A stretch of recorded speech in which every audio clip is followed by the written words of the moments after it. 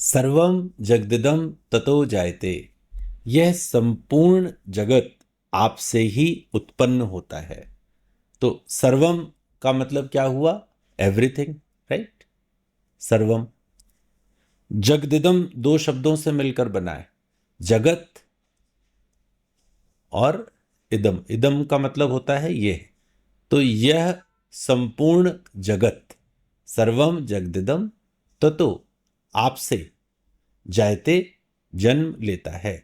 सर्वम जगदिदम ततो जायते, यह संपूर्ण जगत आपसे ही जन्म लेता है, आपसे ही बॉर्न है। This whole world is born from you.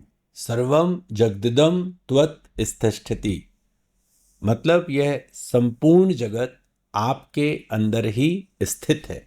स्थित का मतलब क्या होता है? सस्टेन होना और नरिश होना।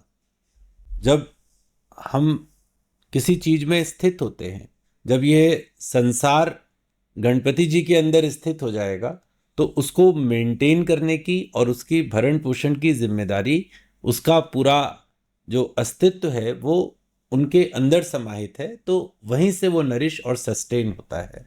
तो यह संपूर्ण जगत आपके अंदर स्थित है। सर्वम जगदिदम त्वयि लय मेष्यति, मतलब यह संपूर्ण जगत आपके अंदर विलीन हो जाता है। सर्वम जगदिदम त्वयि प्रत्यति, और यह संपूर्ण जगत अंत में आप में ही समाहित हो जाता है। तो सर्वम जगदिदम तो हम बात कर चुके। त्वयि जो है एक इंपॉर्टेंट शब्द है, इसका मतलब है इनटू यू, आपके अंदर। लय में शेति मतलब डिसॉल्व हो जाना, मतलब विलीन हो जाना। तो यह संपूर्ण जगत आपके अंदर ही विलीन हो जाता है, और यह संपूर्ण जगत आपके अंदर ही समाहित हो जाता है। प्रत्येति मतलब आपके अंदर ही, आपकी तरफ ही अप्रोच करता है। तो कहने का मतलब इस पूरे श्लोक का क्या हुआ कि ये जो जगत है, इसका जन्म भी आपसे है, इसकी स्थिति भी आपसे है, इसका जो विलीन है वो भी आपके द्वारा ही होता है, आपके अंदर ही होता है, और समाहित भी आपके अंदर ही हो जाता है। त्वम भूमि रापो नलो नीलो नभः।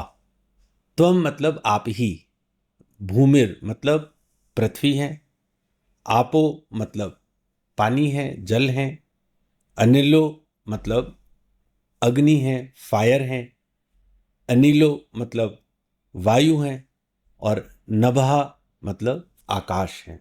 तो जो पांच तत्व होते हैं, पृथ्वी, जल, वायु, अग्नि, आकाश, गणपति जी आप वो सारे तत्व हैं, ऐसा इसके अंदर कहा गया।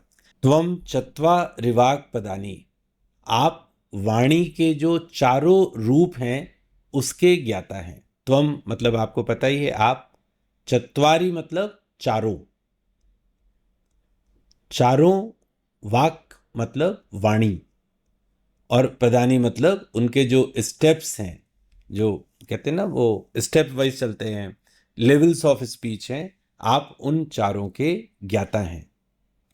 वाणी के चार रूप हैं, परा, पश्यंती, मध्यमा और वैखरी। ये चार प्रकार की वाणियां हैं। इनके बारे में थोड़ा डिटेल समझ लेते हैं तो समझना थोड़ा सा आसान रहेगा।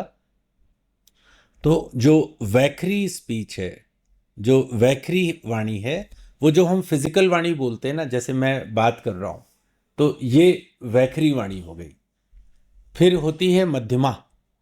मध्यमा वाणी का मतलब होता है जो मेंटल स्पीच है, जो कि टेलीपैथिक स्पीच है, वो हो गई मध्यमा। लेकिन अभी भी ये मध्यमा ही है। देखिए, इसके ऊपर की जो स्पीच है वो है पश्यंती। पश्यंती मतलब जो, पश्य मतलब देखना होता है, तो ये वेदा से रिफर है, मतलब जो ऋषि देख पाते हैं, है ना, ये वो वाला देखना है, जो जिसको आप थर्ड आई के थ्रू देखना भी कह सकते हैं, जिसमें कि बहुत कुछ दिखाई पड़ता है, भूत भविष्य भी दिखाई पड़ता है। सो लॉट ऑफ थिंग्स, जो ऋषियों के लेवल का जो कम्युनिकेशन है वो है पश्यंती वाणी। और फिर वाणी है चौथी, वो है परा। परा इटर्नल है, मतलब वर्डलेस कम्युनिकेशन है, जो कहते हैं अनाहद नाद है, जो ईश्वर की वाणी है, उसको हम कहते हैं परा। तो ये जो 4 प्रकार की वाणियां हैं, वैखरी, मध्यमा, पश्यंती और परा, तो हम गणपति जी को कहते हैं इसके अंदर कि आप इन चारों वाणियों के ज्ञाता हैं, आप इन चारों वाणियां आपके अंदर हैं। तो एक तरह से अगर आप देखिए तो इस वाले श्लोक 5 के अंदर हमने इस पूरी सृष्टि, ये पांचों तत्व, चारों प्रकार की वाणियां, ये सब गणपति जी की आराधना में हमने कहा कि ये सब आपका ही है।